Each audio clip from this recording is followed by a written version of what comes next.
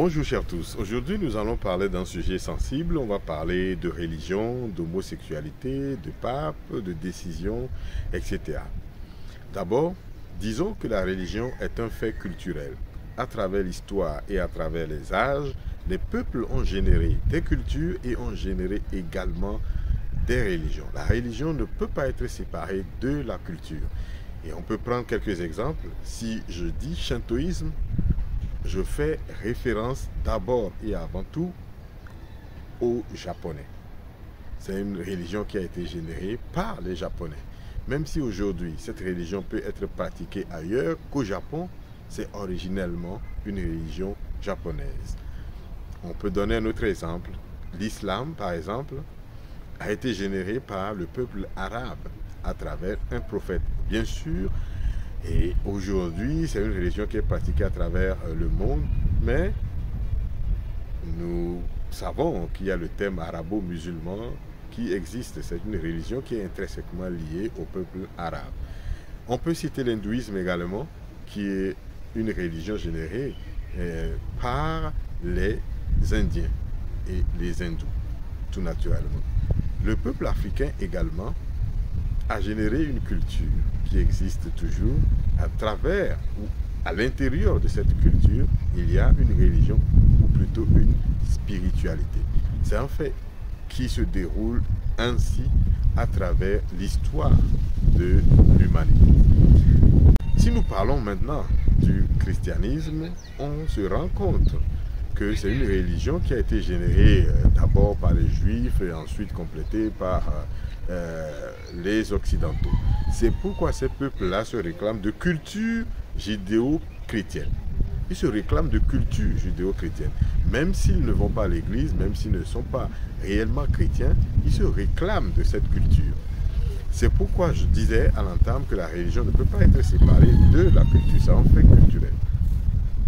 Alors, quel est le lien ou le rapport entre ce que je viens d'expliquer et le pape que j'ai mentionné et l'homosexualité dont j'ai parlé également?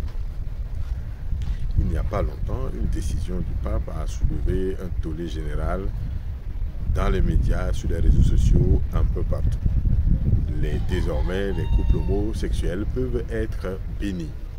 Et on a vu qu'en Afrique, les conférences épiscopales, dans la plupart des cas, ont rejeté cette décision du pape. Normalement, c'est une incongruité. Parce que le pape, c'est le chef de l'Église catholique et quand il décide et dit quelque chose, tout le monde doit respecter cela. Alors, où se trouve le problème? Et les Africains ne se retrouvent pas dans cette décision, tout simplement parce que notre culture, qui a généré également une spiritualité, n'est pas d'accord avec ces faits qui aujourd'hui sont acceptés dans la culture occidentale, dans les normes, dans les manières de vivre occidentales. Ils ont accepté l'homosexualité, l'ont légalisée. Les couples de même sexe peuvent se former, peuvent aller à la mairie, se marier sans aucun problème. C'est rentré dans leur habitude. Leurs normes ont évolué.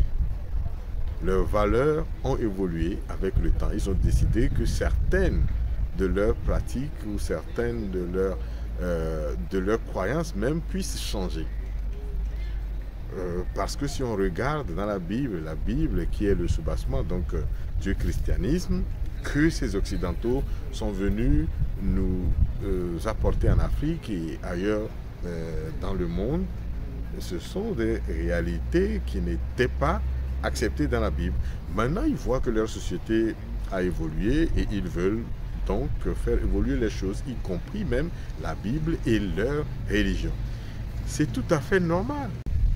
Si les Africains sont restés authentiques, sont restés dans leur culture, aucun problème ne se poserait avec cette annonce du pape.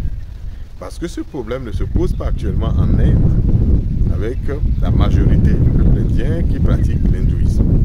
Ça ne se posera pas au Japon, avec les shintoïstes. Ça ne se posera pas avec les arabo-musulmans, parce qu'ils ont leur propre système de valeurs qu'ils respectent et qui n'a rien à voir avec mode de vie ou bien la manière de penser, la manière de voir les choses du monde occidental. Alors que nous avons été lobotomisés, nous avons été phagocytés et nous n'avons plus de repères.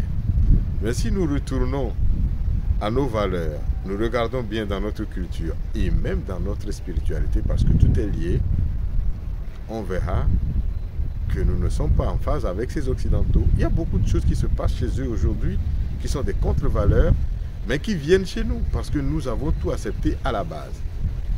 Les évêques ont beau rejeter cette décision du pape aujourd'hui, demain ils vont l'accepter. Parce que cette religion-là appartient aux Occidentaux. C'est eux qui l'ont générée, ça appartient à leurs ancêtres et ils ont le droit de modifier les codes s'ils veulent. Alors retournons tout simplement à nos sources, nous, pour faire ce qui nous appartient en améliorant ce qu'il faut améliorer pour que nous soyons les sauveurs de l'humanité. L'Afrique qui doit sauver l'humanité. L'Occident qui veut garder la boussole, qui veut être au gouvernail, est en train de conduire le monde vers l'abîme. Si on ne se réveille pas, on va crier, on va chialer, mais rien ne va se passer. Ce monde sera désintégré, sera détruit par ces Occidentaux avec tout ce qu'ils créent.